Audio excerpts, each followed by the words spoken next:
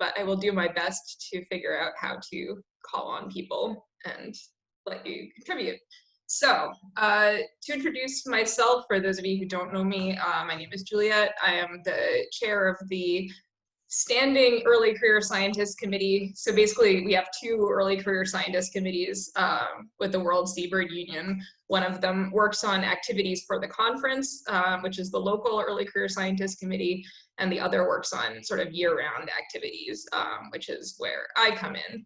So I really wanted to get people together, especially early career scientists, because the cancellation or the delay of this year's World Seabird Conference to next year is likely to have more of an impact on some of us in kind of the early stages of our careers compared to someone who's more established and for whom it doesn't really make a difference if they have to delay a year. So I know that a lot of people are dealing with funding or just coming to the ends of their projects and may actually sort of miss their opportunity to come to an in-person World Seabird Conference because of this delay. So it's really important to me and to the broader World Seabird Union to keep early career scientists engaged and to figure out ways of doing that. So I wanted to kind of check in with as many people as possible that kind of fall into that early career category, whatever your specific career status may be at the moment, to kind of get some thoughts on how sort of the current situation is impacting you, how you would be interested in staying engaged with the World Seabird Union over the next year or coming years, and what other things we can do as a group to kind of keep ourselves connected and keep early career scientists engaged in spite of not being able to see one another in person. So that's kind of the overview of what I'm hoping to get out of this. And I do have some specific questions, but just to start, are there any kind of general thoughts from the group about sort of how the COVID situation at the moment has impacted either your work, your plans, your academic life, anything that kind of relates to your career?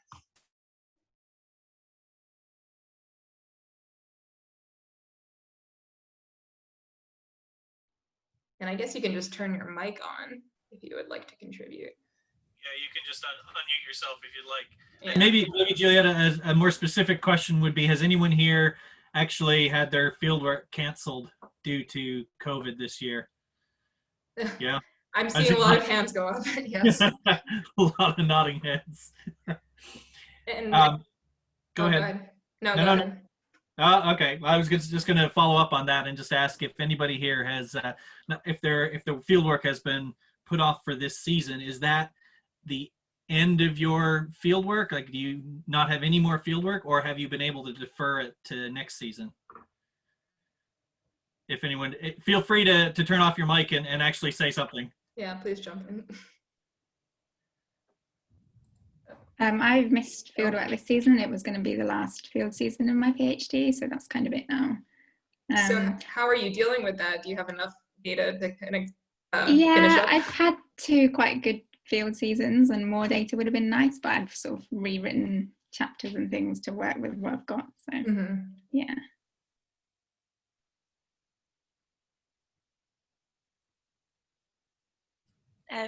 For me, the fieldwork was part of a collaboration, so it could be that my collaborators will be able to go out and do the fieldwork locally to them. So hopefully they can, but I certainly won't be able to travel out and do that. So, but they might be able to collect some extra data for me if they can get out themselves. So it might be possible later, but with partial field season, maybe not what you were hoping for. We don't have any data for the project I was working on yet. So we're just hoping that we can get some data for it. But it's not my main job. So my main job is entirely online. So that's not been affected. But this is like what I'm trying to work for when my current contract runs out.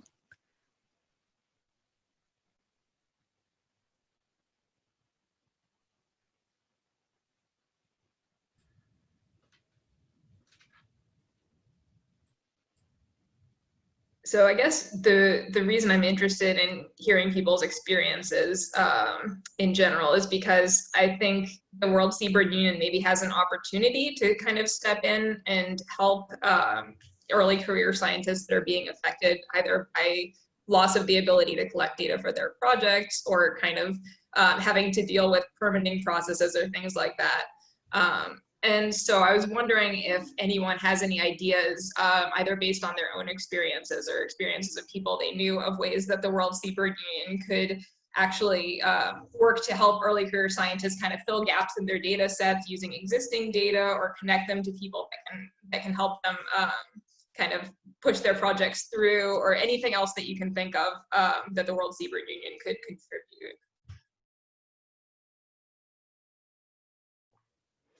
I have been today looking at in the resources page of the seabirds.net page. There's a colony database and a bunch of resources there. But I don't know if this is true, but I don't think anyone is taking care of those things right now. I don't know if they are regularly updated, but yeah, Grant, do you know if those are being looked after? Yeah, I can confirm That the World Seabird Colony Register, which is probably the database you're referring to, was built after the 2010 conference. And of course there was money put into it and some data put into it and some nice visualizations, but then it kind of deprecated. So it still exists and the database is still there, but it's not being maintained by any one particular person at the moment, which is something that's sort of on the it's on everybody's mind, and we realize that it is sort of a priority, but it's not one that's been pushed forward, and that's partly due to funding and the people with the right expertise in the right places. So yeah, it's right, and it's quite a shame because actually there've been a couple of projects that have could have benefited from it, and because of the lack of ability to properly access data, it's those projects kind of had to move in different directions. So I know there are, I mean, not necessarily other colony data sets out there, but there are other tracking data repositories and things like that. Are people generally kind of aware of what data sets exist and that they can access, or would some kind of centralized like guide to those repositories potentially be useful? I think that's the thing. That's what I was trying to get at, is that like there's the seabird tracking database, there's MoveBank, there's a bunch of resources that are actually really good. And one thing the World Seabird Union page could do for everyone was to centralize that information in an updated way. And I have received and given data through the seabird tracking database, for instance, but it never went through the World Seabird Union webpage. But there's a bunch of information up there that maybe people could use to complete their data sets that they don't know it exists. So there's a question from Liz in the chat, which I guess you can either reply in the chat or kind of raise your hand, but how many students have been unable to secure funding extensions for their project? I'll raise my hand as a dog. And you can also raise your hand if you don't have your video on, or do like a thumbs up or something using the reactions. Yeah, if you click on your participants list, you should be able to raise your hand. Yeah, if you click on participants down at the bottom of your screen, just on the right, you'll see at the bottom a raise hand button you can click. Here's me raising my hand.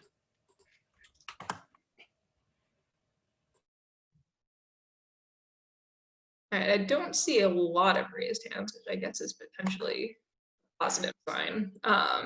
Has anyone been able to secure a funding extension that's needed one? Okay, I gotta call. All right, so generally people who've needed funding extensions have been able to secure them. Yeah, that's good news, I guess. What about anyone who kind of doesn't know yet if they'll need a funding extension, or might or might not kind of thing? No worries, Tam. So besides updating kind of these long-term databases, is there anything else that people wanted to suggest as far as ways that a WSU could potentially support early career Seabirders that are having their fieldwork or their academic trajectories affected by delays due to the pandemic?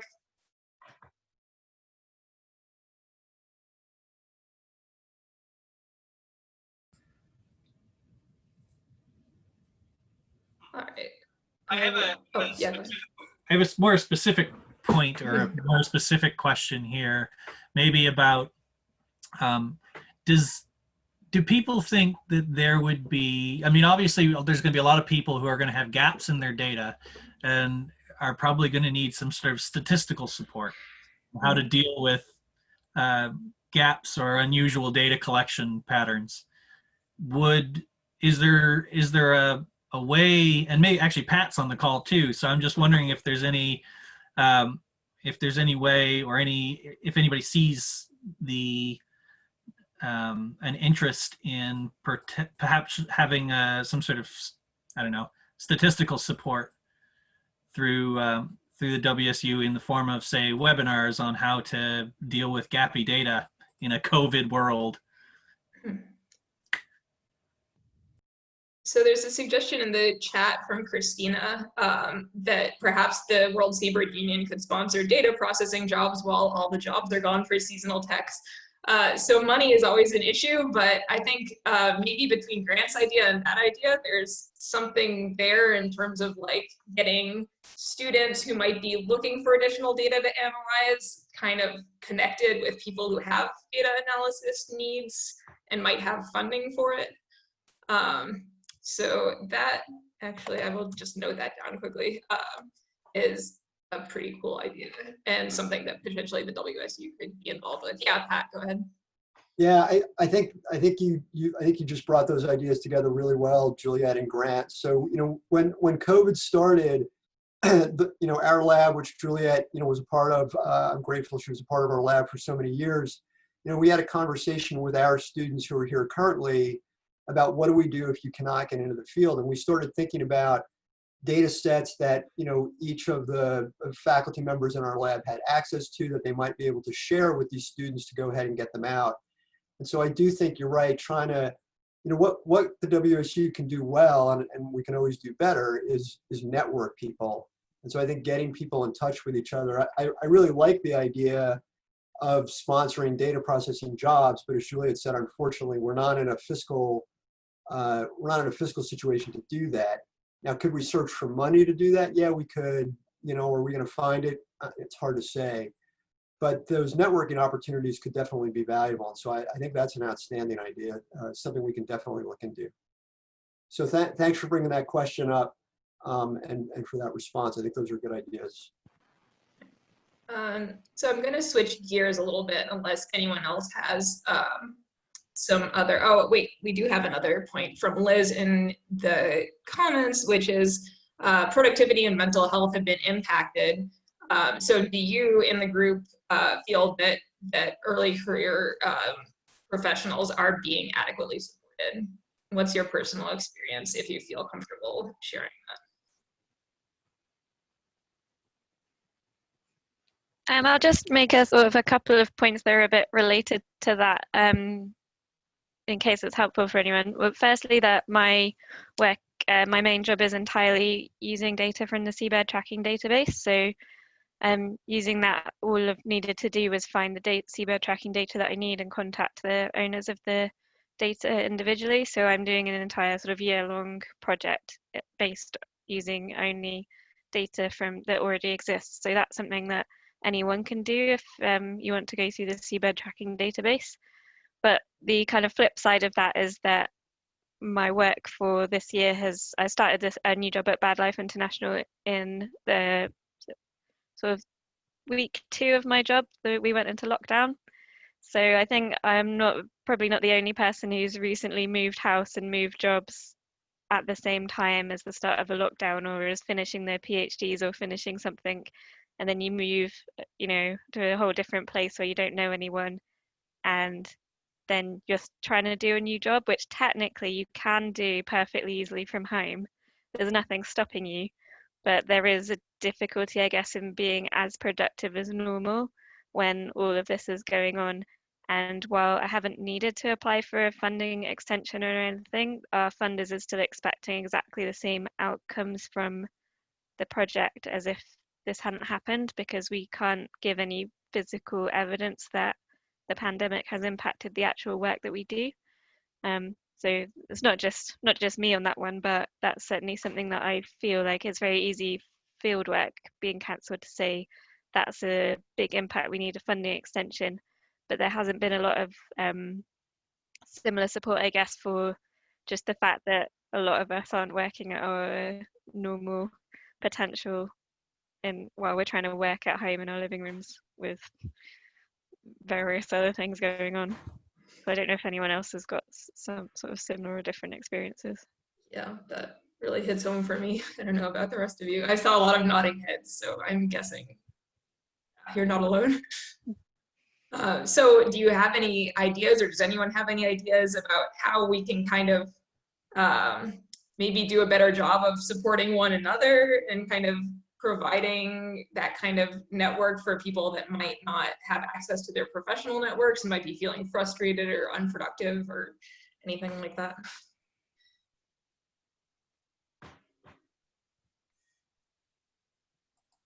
I've really enjoyed the Seabird sessions that have been going on. It's been like a nice break, and you sort of switch off, but it's still learning and engaging with people of the same, interests. So that's been good. Yeah, I'd second that. Nice job, Grant. Yeah. I'm glad that's been helpful. I mean, David Cremillet was the one who came to me with the idea initially, and really drove some of the initial stuff. I think we kind of hit that at a key point when everybody was starting to feel frustrated about lockdown and all that. And I mean, another kind of thing that we talked a little bit about early on was whether or not it'd be useful to do more social online gatherings, where we do Seabird pub quizzes and that sort of stuff. Unfortunately, I had far too much on my plate amongst the kids, the house build, Seabird sessions, endless amounts of work and all that. So if there's any early career researchers on here who are very keen to host a Seabird pub quiz, please let me know. Yeah, I would join in also in saying the other part of the reason that I wanted to hold this forum was to find people that are interested in helping to organize activities and maybe get involved with the Early Career Scientist Committee, Early Career Seabirders Committee. So I'll put my email in the chat, and you can also reach out to me if you're interested in sort of helping to organize any existing activities or new activities and have other ideas. There's my email. So I'd like to switch gears a little bit and talk about another issue that World Seabird Union has been kind of trying to figure out ways of addressing lately, and has been on a lot of our minds, which is improving diversity and inclusion in our organization. And I know that early career scientists are often more attuned to these issues than some, but not all senior scientists. Some do a very good job at that. So I thought this would also be a good chance to get some ideas from the group. If anyone has any kind of thoughts, experiences from other professional organizations of how we could maybe do a better job of being more inclusive, and that includes kind of all aspects of diversity. So geographic diversity, ethnic and racial diversity, gender and sexual orientation, anything like that. So if you have any ideas or experiences, I'd really love to hear them. Before anyone answers, Juliet, can you check your waiting room, because I think there's at least one person who's just messaged to say that they're trying to get in. I don't see anyone in the waiting room. Oh, okay. All right, I'll message them back. They're probably in the wrong meeting. Yeah, there's a lot of meetings going on.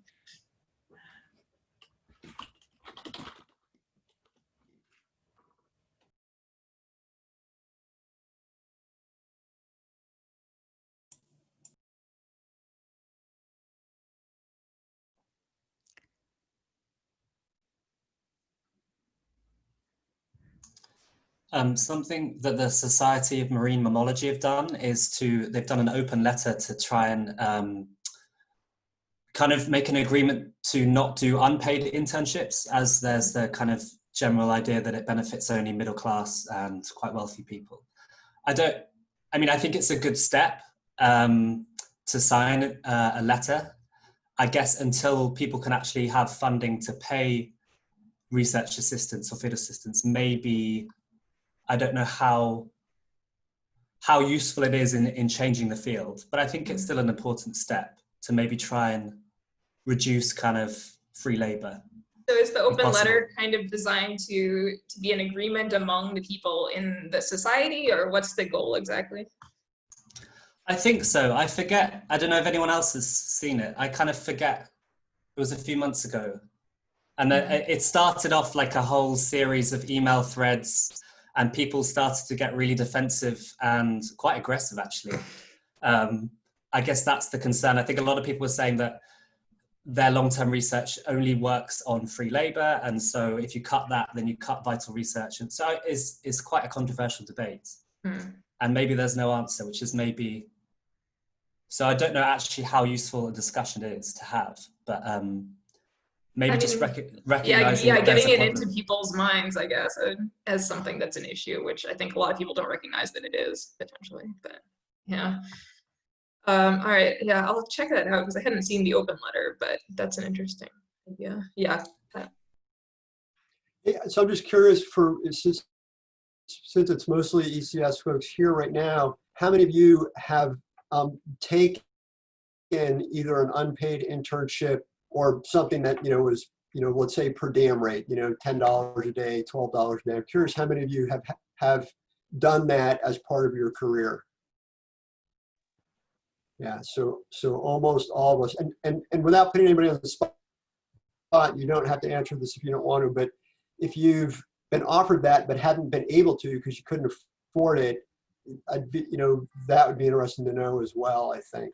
But I don't want to put people on the spot financially, but just think about that aspect of it too. I agree. I mean, this is a really, so Bethany, yeah. Yeah, and I at one point, same thing. I mean, I took a $12 a day job, and I also turned some down because I just couldn't afford to do it again. I think this is a real challenge. I don't have an answer or a solution, but if I did, I could, it'd be great. But, we have tried, our lab has tried to not do that as best we could. We've tried to work through internship programs when we can, but, it's been built this way for so long. I think it's going to take time to change it. That's not to say we should be accepting of it or complacent about it. But I can see that conversation getting really heated really quickly, unfortunately.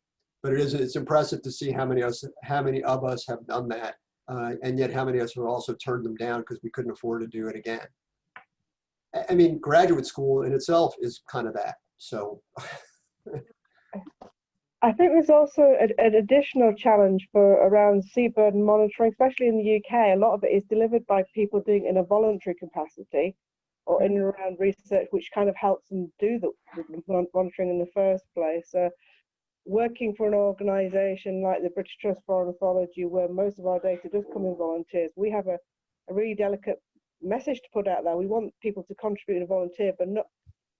If we don't have that volunteer data, we don't exist. But equally, we don't want people to be doing long-term internships either, because the kind of volunteers, it's difficult. I think it really is.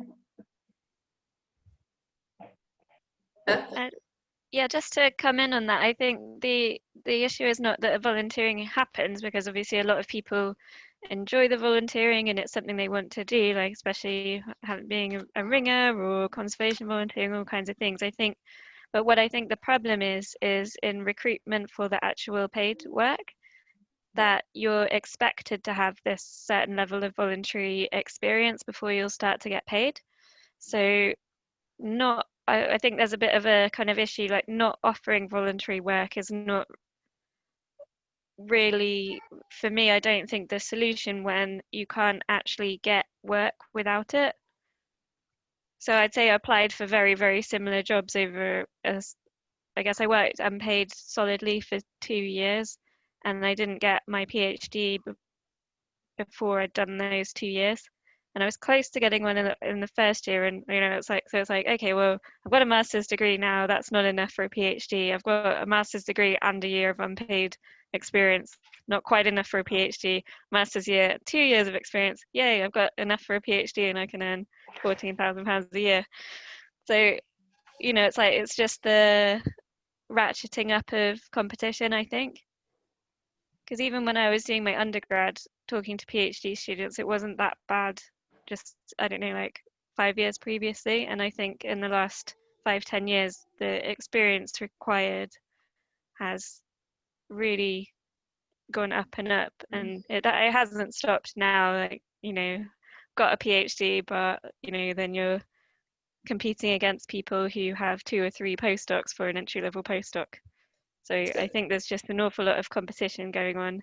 And I think part of it is when people are recruiting, more looking at, who's got the most experience, rather than giving chances to people that have really good potential but haven't been able to afford to get that unpaid experience. I wonder if there's maybe sort of a gap in scholarship funding or, additional outside funding sources, because as an undergraduate, you can usually get some kind of funding to take on an unpaid internship over the summer. Like universities have programs for that, at least in the US. I'm not sure about internationally.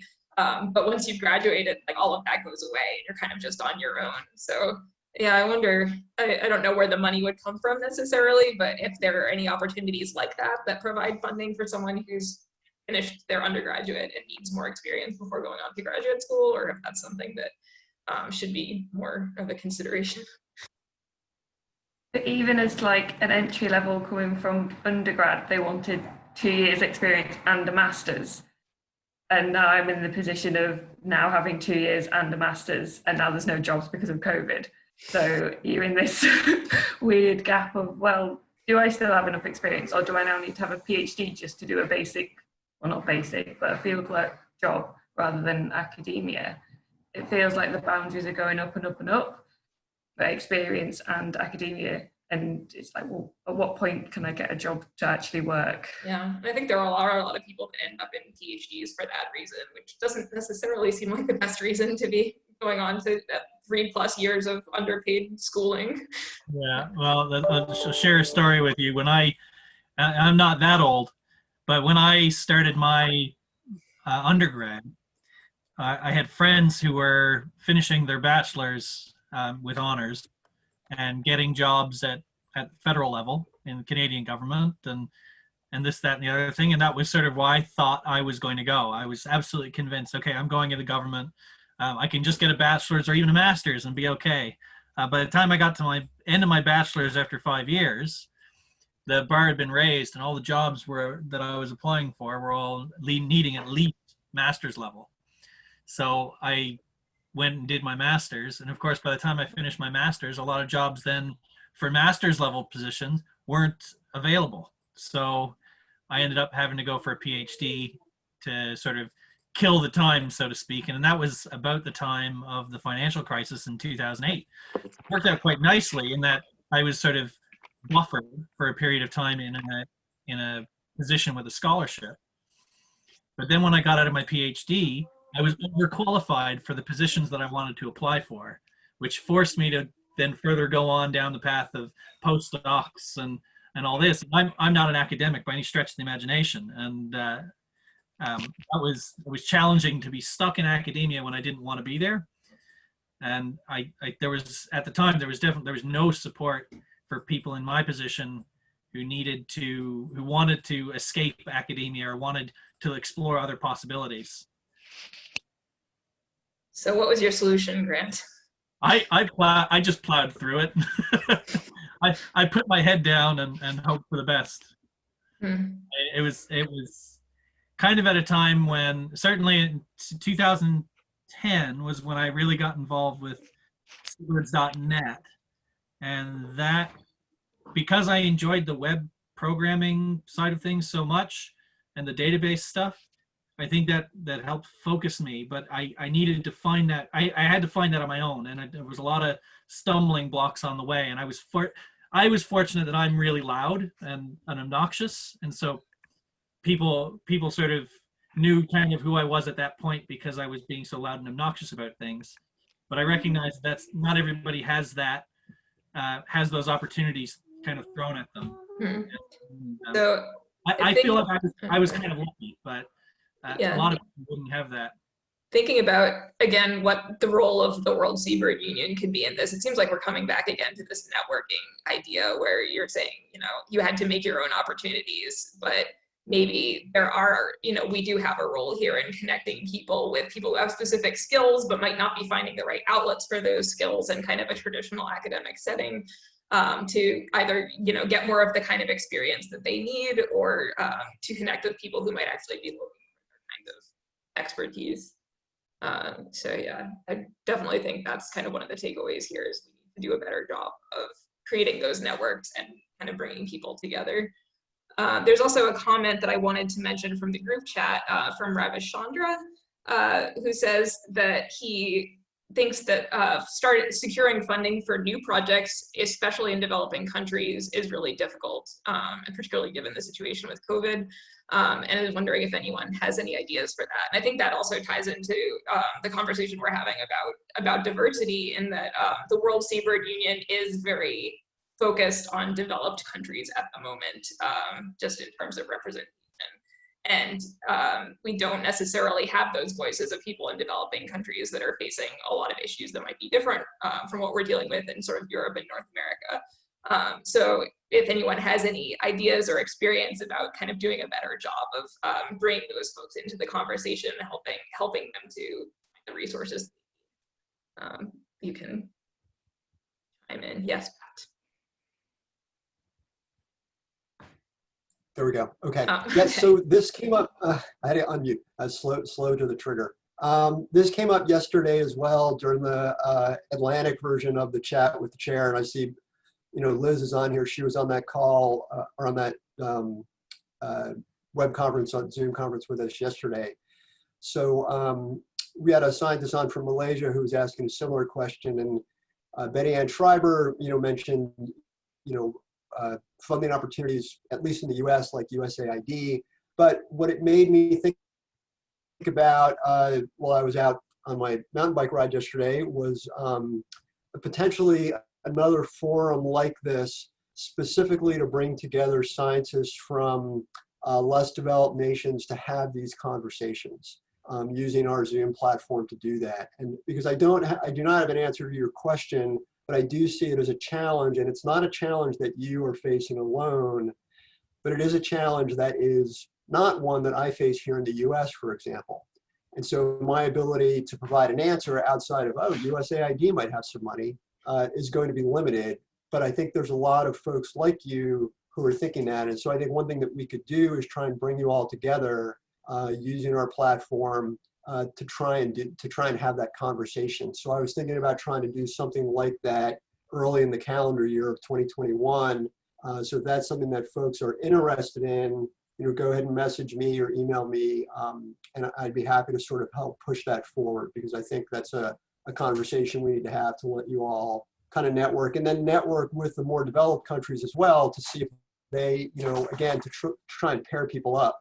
Might there be some natural pairings that could take place where some funding from some developed nations could come into undeveloped nations, lesser developed nations as well. So I do think it's something we can do a better job at in the World Seabird Union. And it's something that, when we formed as an organization, we had hoped to do was be able to provide an opportunity for scientists around the world, particularly those in either isolated places or less developed nations, to take advantage of expertise, funding opportunities, partnerships in other regions, whether it's because they're working on the same taxa or because there's, just more infrastructure or funding in place. So again, it's not a direct answer, but maybe it's a step in the right direction towards enhancing that level of communication.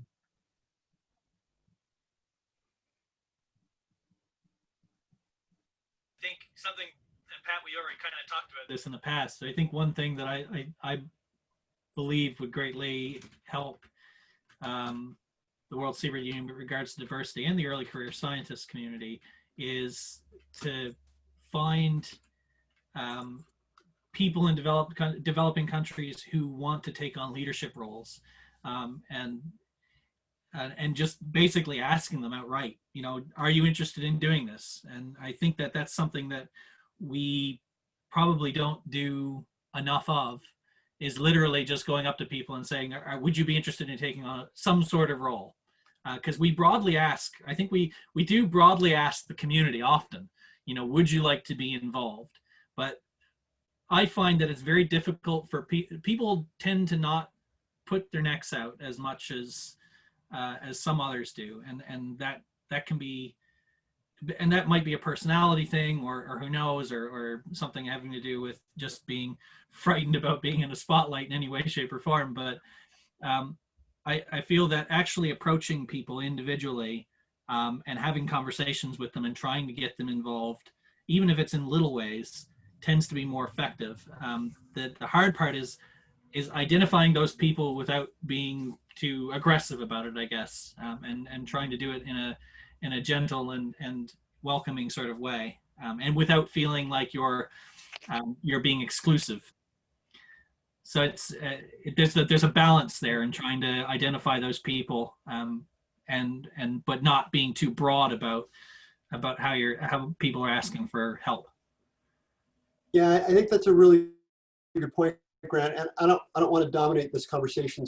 But I just want to add a couple points here. So the way the World Seabird Union is structured has changed over the years. And so, without doing the whole history lesson thing, we had our first meeting in 2010. We weren't really an organization until after that, 2012, 2013. We primarily focused on hosting the second World Seabird Conference in 2015 during that time. And the first, board of directors was really just the original chair, David Iron, just kind of calling up people he knew, right? Saying, hey, Pat, would you be the North America rep? And then, hey, Pat, would you be the next chair? So we've tried to evolve beyond that. When I took over as chair, we created committees, which we did not have before. And so as an example, Juliet is the chair of the Early Career Scientist Committee for the World Seabird Union. And I think there's another evolutionary step that needs to happen as the board turns over again. And I think, Grant, what you're saying is part and parcel of that. So, when an organization is built, it has a tendency to look around the room and pick 10 people and have them do everything. And it needs to expand. And so this whole part of this conversation started with Juliet bringing up diversity, equity, and inclusion, which she and Grant helped me work on a lot. A couple of months ago, we put out kind of a statement and some objectives, which we need to follow up on. But I think how the World Seabird Union governance is structured, how the committees are structured, all of that will benefit from us increasing the diversity, and I use that term very broadly, increasing the diversity of people that we can bring into the fold and finding other ways to bring people in. You can look at the structure and say, oh, well, there's only there's only 8 or 9 positions. There's a couple officers, and then there's the regional reps. But there's actually a lot more than that, and we can create more than that as well. And so we need to think, governance is not the most exciting thing to think about, but it does have an impact on how the organization works, and it is a way to figure out how to bring more people into the fold. And so I would just wrap this up by saying that, I'm very open to having those conversations about how we do that. And the organization is going to be going through, a big shift in the next year or so as the current board moves out and a new board moves in, probably a younger board, to be quite honest, I would imagine in some ways. So there will be opportunities to think about the structure and how we can bring more people into the fold. I think, these forums, honestly, things like this have been great for me. I get to hear and speak with a lot of different folks and hear a lot of these different ideas. And even if, what I would tell you is, even if you don't see action on them right away, trust me in that, they get written down and they are being moved forward. We don't always have time to work on them this month, but they are things that I want us to work on, because I think the organization needs to grow and change to stay vibrant. And this is one of the ways it's going to do that. The early career scientists are, you're such a core part of this organization, and we need to make you feel welcome and valued, and you need to know that you have opportunities to change the course of the organization and to add to it. And if we're not doing that, we need to do a better job of it. So I need to continue to find ways to do that. So that wasn't meant to just be like a cheering section, but I think steps like that are really important. So Grant, I agree with you. I think those are really good ideas, and we need to continue to move them forward. So I'll stop rambling. I was a bit on my soapbox, but just to let you all know kind of some of the background there. I'm just going to highlight Virginia's comment from the chat, which is that having something like a forum for developing countries would be a great way of kind of starting to identify people that might want to take on more leadership experience rather than just cold calling people and trying to force them into those positions. Yeah. So yeah, that it does sound like that would be a really way forward. Yeah, I think, the other thing to think about with these kinds of forums is, so you think about, you could have a developing nations forum, you have an early career scientist forum, you could have taxa-specific forums for people who are looking for methodologies to work on species, but they're isolated so they don't know. And if it doesn't work, it doesn't work. I mean, what it costs you, it costs us a couple hours and some, we already paid for the Zoom license. So I would say, the other part of that I would say is, if you've got ideas for conversations like this, please, email me or Grant or Juliet and suggest them. And chances are we're going to be willing to try them. And if they work, great. And if they don't, they don't. But we tried.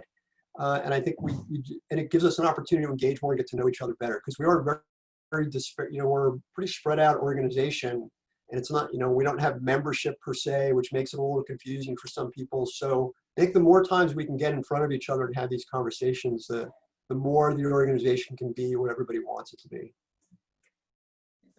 And there's something else that kind of the early career scientist committee has been thinking about, and I've been thinking about on this call as I'm kind of listening to people and watching the chat. It seems like there's a lot of institutional knowledge that early career scientists gain just by going through things, by trying to find jobs and figure out kind of their path forward.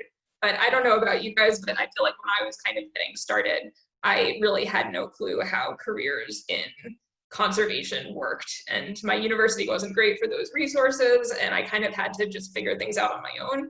So I've been kind of wondering for a while if there's anything that WSU could kind of pull together to help people find resources for kind of finding jobs, finding graduate advisors, potentially moving internationally if they're in areas where they can't do the work that they want to do, and kind of maybe just putting on paper some of this knowledge that you guys have all developed through your kind of life experience. Is that something that you guys feel like would be useful or feasible, or any thoughts on that idea? I'll just chime in. I suggested this for the Pacific Seabird group, that there be like kind of a database of all the labs that are doing seabird work. And my thought was that after the database was kind of fleshed out, that when professors were actively like, oh, okay, I have room for a student, or I'm accepting students, that would be updated. And so that was a resource that I currently could really use because I'm looking for a PhD program. But definitely like how to find jobs, especially in the US, like federal positions are so complicated to apply for, and there's all these secrets about how you get into the federal system, and it's ridiculous. And so all of those resources I think would definitely be super helpful, especially on a more international scale. I'm not laughing at what you said. I work for the federal government in the US, and it's even complicated for me, and I'm trying to get a position advertised, and I still don't know what's going on. And so don't feel like it's just you.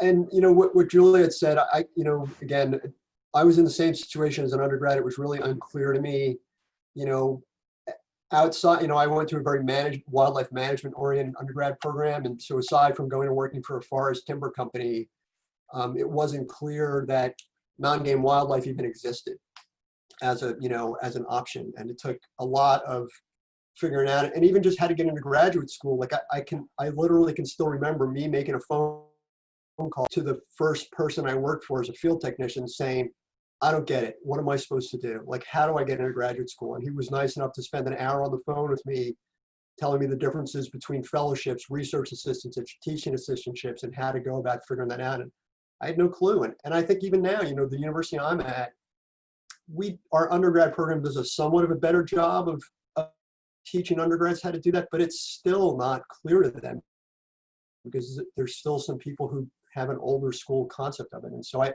is challenging. And once you add the federal agency component, I don't think it's just the US, but other countries as well to it, it just adds these layers of complexity that you're just like, and then you don't hear back. You're like, so I don't know how I did. Was I competitive? Was I not competitive?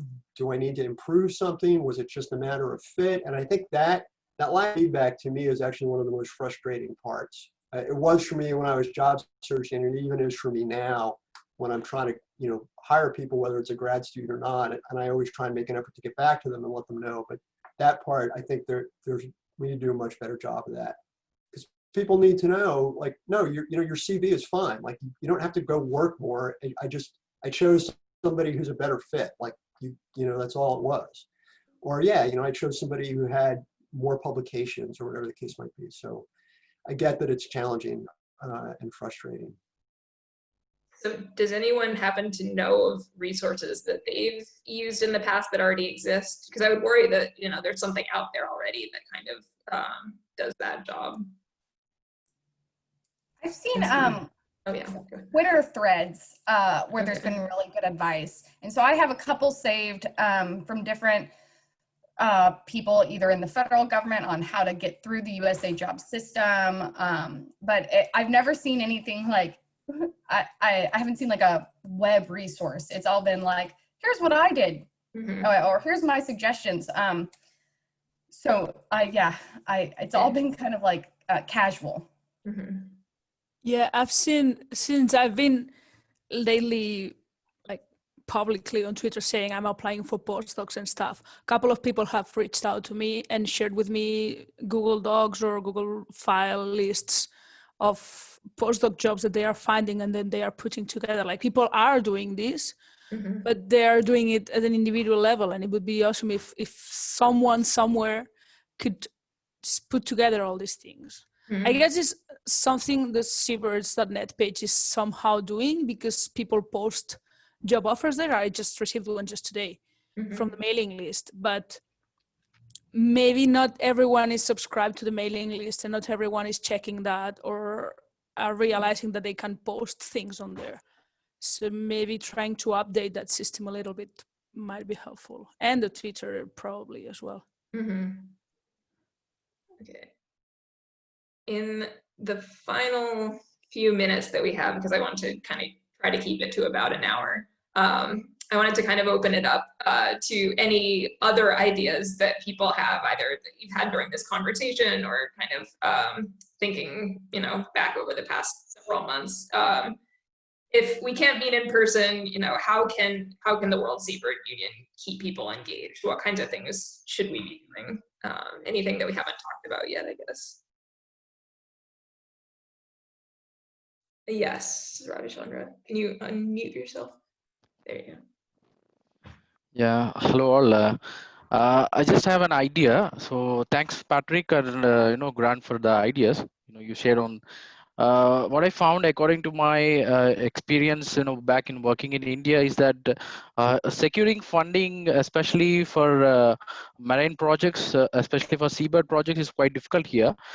Because in India, actually more funding is put into the terrestrial systems, unlike unlike in the West.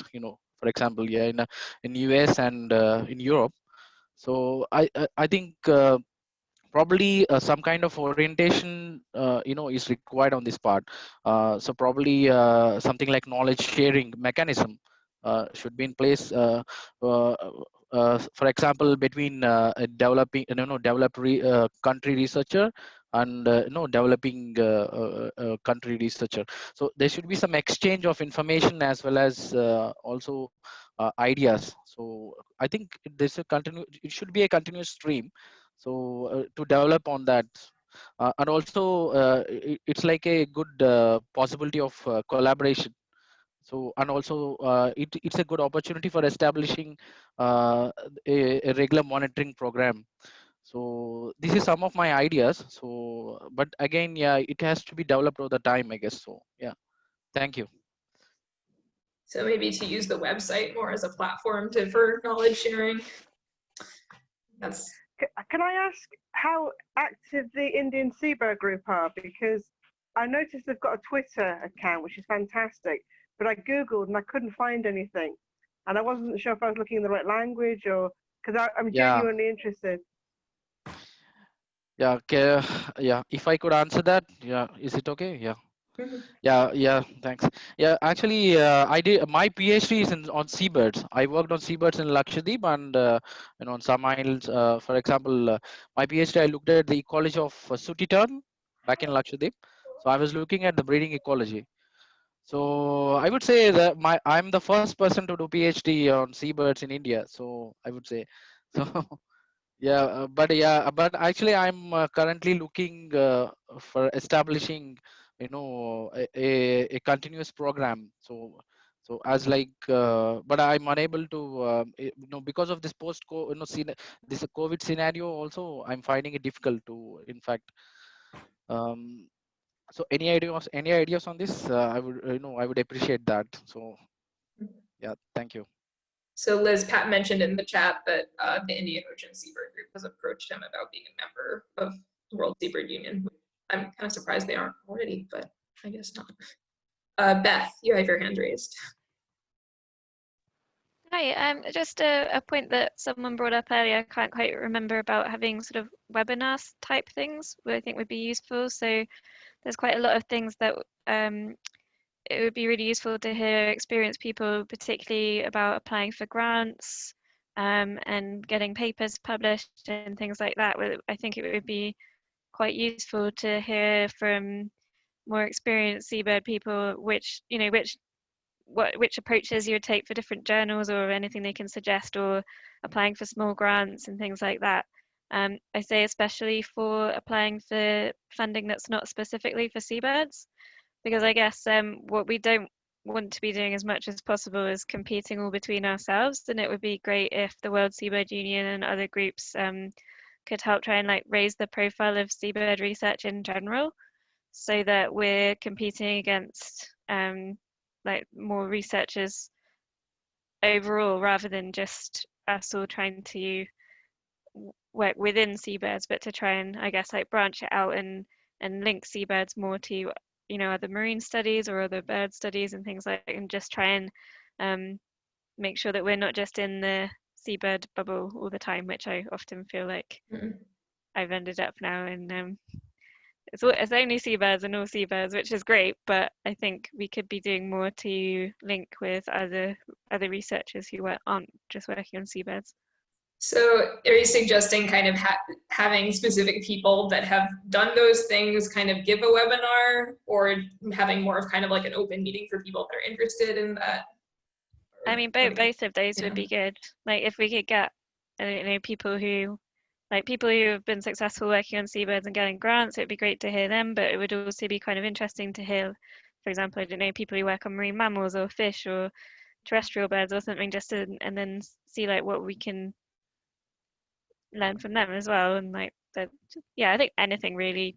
Well, we can't go to conferences and things like that, so as well as the World Seabird Conference, the kind of conferences I like to go to are things like biologging, so that's like across lots of taxa and different things, and or marine science conferences or bird conferences.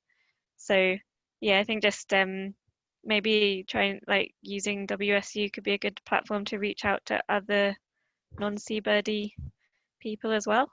Yeah, that's a cool idea. Anyone else have any last thoughts? It's not about jobs, but maybe just having ECRs give like a seminar might be a good opportunity to kind of share your research, and also you could put it on your CV, and that might take the place of a conference. You could basically give the whole summary of a PhD thesis or something. I don't know. Yeah, that actually reminds me, the Waterbird Society, which I'm a member of, has been kind of like putting together lists of PhD student defenses that are available online, and just like sending that out to the group, because so many people are defending over Zoom at the moment. So having something like that where either students can kind of post a link to their seminar, or the other people can share links to seminars that they've seen, that could be kind of a cool way to get some students a bit wider recognition, and give people a chance to attend seminars.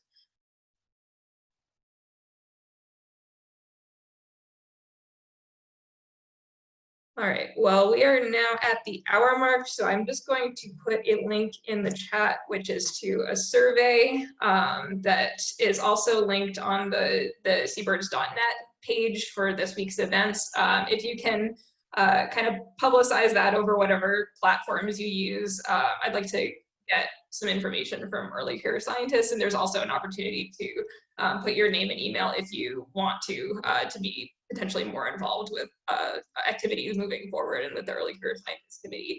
So thank you all for being here. I really appreciate getting to see most of you and hear your thoughts. And hopefully we can keep working on this stuff moving forward. Thank you very much. And thank you to Juliet for not only organizing this, but all the activities she's doing for ECS and for putting the World of Seabirds video program together. If you haven't seen those, please stop by and check those out. There was a premiere last week. And Juliet, when is the Q&A for that? Is it next week? Thursday. It's this week, yeah, Thursday. This week, Thursday, a Q&A with those folks from the Azores. Just amazing videos. They don't all have to be, they can come in a variety of different levels. Juliet can talk way more about this than I can, but I've really enjoyed seeing them, and that's been a great program for us. And so again, thanks Juliet, and thanks to Grant for all the work you do, Grant, to keep Seabird sessions rolling and Seabirds.net up to date. And thanks to all of you for participating in these events as well, and for keeping us current and vibrant and moving forward. I really appreciate it. Yeah. Can I close the call? Take care. Thank you.